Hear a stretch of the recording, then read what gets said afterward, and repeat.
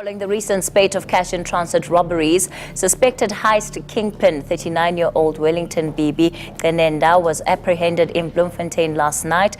He and his alleged gangs are said to be linked to over 20 heists across Gauteng, Limpopo, the Northwest and Mpumalanga. It was a cold morning in May 2018 when the streets of Boksburg shook like never before. Two armored cash vans, loaded with millions, were ambushed in broad daylight, cornered, and then robbed of every penny. This was no ordinary robbery. This was the work of Wellington Bibi Cenenda, the mastermind behind South Africa's most ruthless cash-in-transit heists. For years, Bibi had operated like a ghost, pulling off robbery after robbery without a trace. The authorities had tried to catch him before, but he always slipped away. But something about this heist was different. This very operation, which was one of his biggest scores, would end up setting off a chain reaction that even Bibi himself couldn't control. And soon, the king of South Africa's heist empire would find himself facing a storm he couldn't outrun. This is the story of how Africa's biggest heist boss finally met his end. Bibi's story begins in Tembisa, a large township on the east rand of Gauteng. Like many young men growing up in the townships, he was surrounded by poverty, crime, and the constant temptation of fast money. Jobs were hard to find, and the streets were full of people trying to survive by any means necessary. But Bibi was different. While most got caught up in small crimes, petty thefts, street robberies, Bibi had bigger dreams. He didn't want to waste time with corner store robberies or quick smash and grab jobs. He wanted power. He wanted to build an operation so big it would make the news and shake South Africa's law enforcement to its core. And that's exactly what he did. By the mid-2010s, Bibi had climbed his way to the top. He became the leader of one of the most dangerous and well-organized cash-in-transit (CIT) heist gangs in the country. Between 2016 and 2018, his name was linked to violent heists across provinces like Gauteng, Mpumalanga, Northwest, and Limpopo. In total, Bibi and his team were connected to at least 23 cash van heists, stealing around 46 million rands, which was about $2.5 million. But what made Bibi's operation so deadly wasn't just the number of jobs they pulled off, it was how they did it. Every move was calculated. Every attack was executed with military precision. His crew was handpicked and highly skilled. He surrounded himself with experts who weren't afraid to open fire in broad daylight, and explosives specialists capable of turning armored vans into smoldering metal shells within seconds. One of Bibi's closest men was Thato Gao Patwe, a guy everyone in the underworld knew as the Bomber. And that name wasn't just for show. Gao Patwe was a genius when it came to explosives. His job was simple: blow the cash vans open and make sure the crew could grab the money fast. With the Bomber on his side, Bibi's gang was unstoppable. And then came May 17th, 2018, the day that changed everything. By then, Bibi was already feared across the country. Everyone knew about him. But what happened that morning in Boksburg would take his name from the streets to the headlines. This wasn't just another cash-in-transit robbery, it was a full-blown, military-style attack, something you'd expect to see in a Hollywood movie. The plan was simple, but deadly.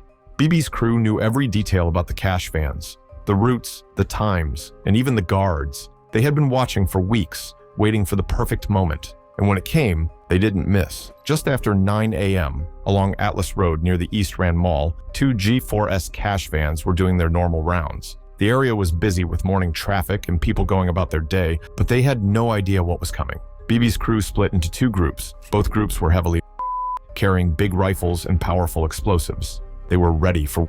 Suddenly, one of the gang's cars rammed into the first armored van, forcing it to stop hard. Before the guards could do anything, the gang opened fire. Bullets flew through the air, and people nearby ran for their lives. In seconds, the quiet street turned into a war zone. Cars were left abandoned. Bystanders hid wherever they could, hoping to survive. The gang wasn't there to waste time. They knew the only way to get the money was through the van's thick steel walls, so they used powerful explosives. The blast was massive. It shook buildings, filled the air with smoke, and sent pieces of the van flying everywhere. But they weren't done yet. While the first group handled the first van, the second group attacked the other one. Same plan. Another car rammed into the van, pinning it down. Fire followed. Then, another huge explosion ripped the second van apart. Money was everywhere, flying through the air like confetti. Shocked bystanders, still trying to understand what just happened, took out their phones and recorded the chaos. The videos later went viral, showing the country just how violent and well-planned the attack was.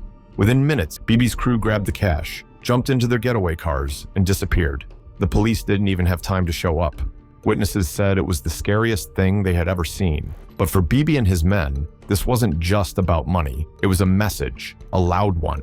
They wanted the country, the cops, and every rival gang to know exactly who controlled the streets. And for a while, it worked. The Boksburg heist became Bibi's biggest job. 2 armored vans destroyed, millions of rands stolen, and not a single member of his crew caught that day. It was everything Bibi had dreamed of: power, fear, and respect. But that day also became his biggest mistake. The size of the robbery forced the police to finally act. They threw everything they had into hunting him down. From that moment on, Bibi had a target on his back, and the cops weren't going to stop until the man behind the Boksburg bombings was behind bars. For months, special police teams worked day and night, determined to catch the man behind South Africa's most violent cash-in-transit heists. Leading the hunt was the Hawks, one of the country's top crime-fighting units known for taking down dangerous criminals. The Hawks knew Bibi wasn't working alone. He had built a strong network, a group of loyal men, skilled drivers, explosives experts, and even people inside who gave him information. This wasn't just a street gang pulling random jobs. It was a well-organized operation, planned like a military mission. The Hawks went deep undercover, tapping phones, tracking movements, and slowly peeling back the layers of Bibi's empire. It wasn't long before they discovered just how far his influence reached. There were police officers on his payroll, security guards leaking transport routes, and even employees from financial institutions who turned a blind eye when it mattered most. These weren't just small-time players either. Some of them held respectable positions, wearing uniforms by day and pocketing dirty cash by night, but the Hawks refused to back down. One by one, they started pulling people in. Associates were arrested, interrogated, and squeezed for information. Each arrest chipped away at Bibi's empire. Every name, every confession, brought the task team closer to the man they were after. However, every time law enforcement closed in, Bibi slipped through their fingers, vanishing like smoke. But no criminal runs forever. By mid-2018, the pressure was mounting. Police were hot on his trail, raiding safe houses in Tembisa and Cenenda, 2 places where Bibi was known to operate. Each time, he was one step ahead, leaving nothing but empty rooms and whispers behind. Still, the noose was tightening. Task teams from several provinces had combined forces, determined to end his reign once and for all. And then, on the night of July 26, 2018, Bibi's luck finally ran out. It was a cold night in Bloemfontein, and most people were relaxing, ending their day like normal. But for a group of police officers near a shopping mall, something didn't feel right. They noticed a car sitting too quietly in the parking lot. There was something suspicious about the car. When they checked, they found out it was stolen. Years of chasing criminals had sharpened the officers' instincts, and right then, their gut told them something was wrong. They moved in slowly, surrounded the car, and ordered the driver to step out. At first, the man looked like any other guy trying to stay unnoticed, but when they checked his ID, everything changed. Sitting behind the wheel was Wellington Bibi Cenenda, the most wanted man in South Africa. It was almost hard to believe. After all the violent heists, the millions stolen, the explosions, and the Bibi wasn't caught in a dramatic shootout or a wild chase. Instead, he was found sitting quietly in a stolen car, far away from his usual hideouts. News of his arrest spread fast. Police wasted no time charging him with everything they could. Attempted robbery, illegal gun.